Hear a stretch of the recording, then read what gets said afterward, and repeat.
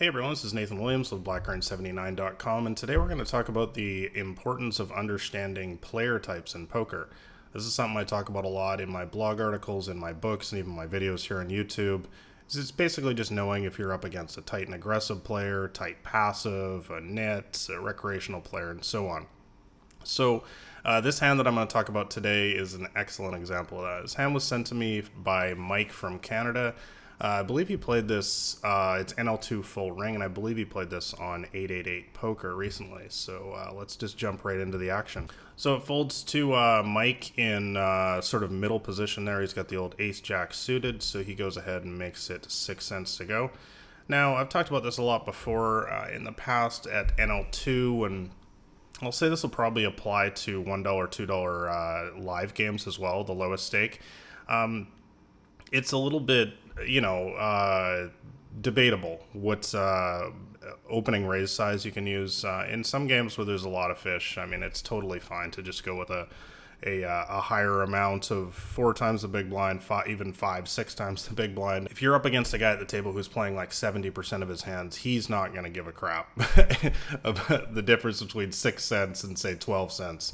Got to remember in these games as well, a lot of times the raise sizes, you're talking about the price of, nothing in NL2 or maybe a cup of coffee in a $1, $2 game. So it's totally fine just to go 6 cents here, but keep a look at who's at the table, because often you find some massive fish in these games. And if I have a good hand and I see some guy in the blinds that's playing 60% of his hands or something crazy, I'm going to make it more. But anyways, let's move on here. So we get one call from villain 6 there, and we also get a call from the big blind. So Mike flops pretty good here, of course, with the top pair, top kicker, and backdoor nut flush draw on the Jack 5 deuce rainbow board. So the big blind goes ahead and checks to us, and Mike goes ahead and makes a half pot c-bet. Now, with the sizing on the flop here, basically it's the same as what I was just talking about with pre-flop. I do use structured bet sizing at the lowest stakes. I talk about this in Crushing the Micro Stakes, of course. You guys have read that, my first book. Once again, it just depends who is at the table, who's in the hand. If there's a big fish, I don't see any point in making it 10 cents because they're going to call 15 cents. It's really as simple as that. But in a vacuum against a bunch of unknown kind of solid players or regulars, as you might call them, I think it's totally fine just to go for the standard half pot. And I should note that I do have some reads that Mike sent me here, and there are no big fish in this hand. So his bet sizing is fine here. The one player who we're going to get involved with here is villain 6. As you can see, he's going to raise us up right now. And the stats that Mike sent me on this guy, or the reads I should say, are that he is a 19 VPIP, a 9 pre-flop raise, and a 3 aggression factor. And those are HUD stats, by the way, and I'll drop a link in the article or in the description below this video if you want more information on what all that means. But in a nutshell, in English, what that means is that this is a tight passive player, essentially. He's sort of a regular. He's what I would call a bad regular. He's probably break even at best, but more likely a small losing player. And the hallmark of a tight passive player is basically just as it sounds. They're selective in the hands that they decide to play, and they're very passive when they do make a move like this. So really what this all means is that I do want to give this raise quite a bit of credit. While it is possible that he's overplaying a hand like King Jack or Queen Jack here, I think that most of the time that's going to be the bottom end of his range is what I'm saying. I think that he's going to have a lot of sets in here. He's going to have maybe a slow played overpair from time to time. These are the kind of players that will just call pre-flop with their aces or kings or queens. So I do want to give this raise quite a bit of credit against this player. This is really, really important to understand. We're talking about in this hand is understanding player types. This is not some wild, loose, aggressive player who could, be in here with a bunch of bluffs. This guy's not going to have 3-4 or something in his range. He doesn't have a draw or anything like that. This is a player who plays pretty snug, and when he raises, he typically has something. So we can start narrowing down his range immediately. Now, with that said, of course, we're never folding here with our top pair, top kicker, and backdoor nut flush draw. So the big blind gets out of the way. So the action is back on Mike. And so for me here, I don't see any point in raising because this is going to be one of those situations where a raise would put us in what I would call a lose-lose situation where basically it's going to fold out those couple hands that we're beating that we talked about before, like King Jack and Queen Jack. He's probably going to fold those if we re-raise. And of course, he's going to continue with all the hands that crush us, like overpairs, sets, stuff like that. So I think that calling is clearly the superior play here. Like I said before, I don't think folding is ever an option here. And that is exactly what Mike does. So we go ahead and see a turn. So the turn card is pretty good for us. I mean, it's kind of a double-edged sword. I mean, technically one of the hands that we were beating, Queen Jack, is now ahead of us, but it gives us 4 to the nut flush, so that's cool as well. So Mike goes ahead and checks, which I definitely agree with. Again, I think that a bet here would just be weird.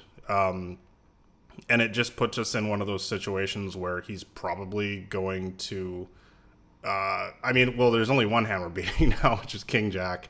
So it's just weird if we bet out here. And I just don't really know what it accomplishes, so I definitely like Mike's check here.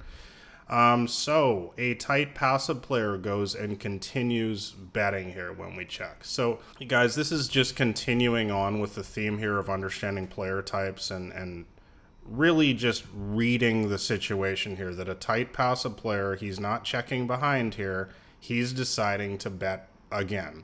So we need to respect this for sure. We're certainly not folding, of course. I mean, we almost have direct odds to call with our we're getting 3 to 1 we almost have direct odds to call with our nut flush draw. So that alone means we're calling. So Mike goes ahead and makes the call, and all right, so we get to the river here, which is super interesting. So obviously we hit our nut flush, but it's not actually the nuts, as you guys can see on the board here, because the 5 pairs the board on the river. So what this means is obviously we are beating any slow played overpair. Well, not queens anymore, but if he somehow has aces or kings, we are beating those hands. But of course we have an ace in our hands, so we're kind of blocking aces. It's a little bit unlikely he's going to have one of those hands. But if he has a set, if he had deuces or jacks or 5s, he's got quads now. Obviously those hands, none of those hands are afraid of the board pairing on the river. So super interesting spot. Let's see what Mike decides to do here. He just has to go ahead and check. I do like that play. I think there might be some merit to betting out here, but I do think that checking is okay as well, just because, as we've talked about throughout this hand, I just think that this player's range is quite narrow here. I think he's probably has a strong hand a lot of the time, and so yeah, I do like the check there. And so this is super interesting now. So this tight passive player has raised us on the flop, has bet the turn, and now is betting the river as well. So guys, I think this is an excellent example of, once again, understanding the player type here. My first I just looked at this hand super briefly before I turned on the record button here, and my first thought on the river was, oh my god, we got the nuts, we got the nut flush, you gotta go all in here. And I'm sure there's probably some of you guys out there that are thinking that as well. However, if we really break down this hand and really consider this player's range, as we've talked about throughout, I mean, there's almost it would definitely be a mistake to go all in at this point here.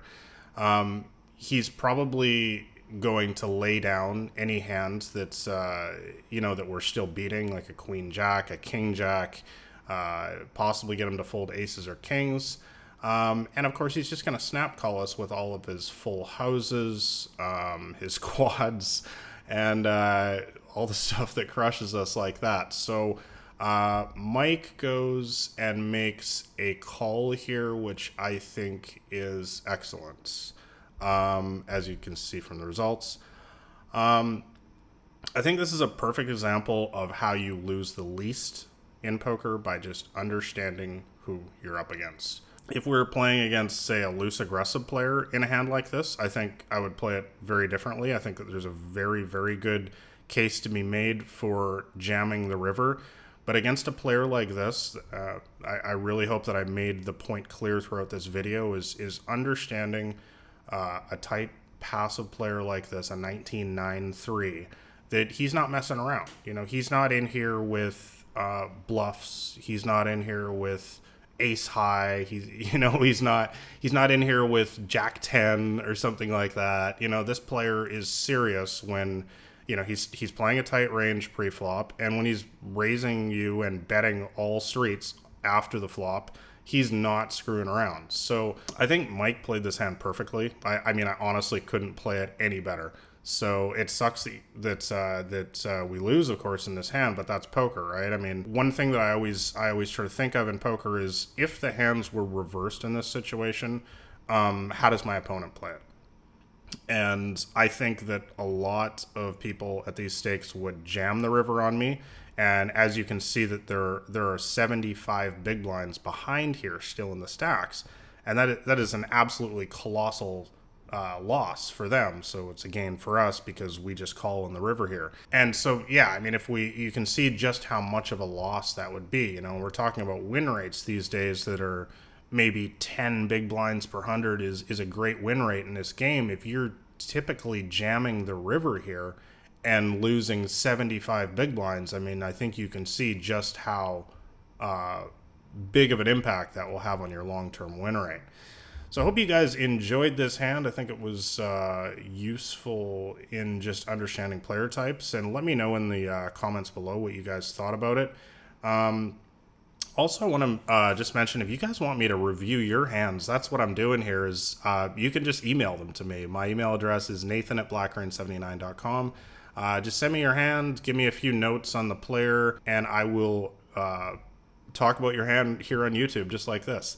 Make sure you check out my free ebook. It's in the link in the description. There you can get my complete strategy on how I play at the micros, how I've crushed the micros for many, many years. And lastly, make sure you like and subscribe if you like the video and you want to see more like this. So thanks a lot for watching, guys. This has been Nathan Williams with BlackRain79.com.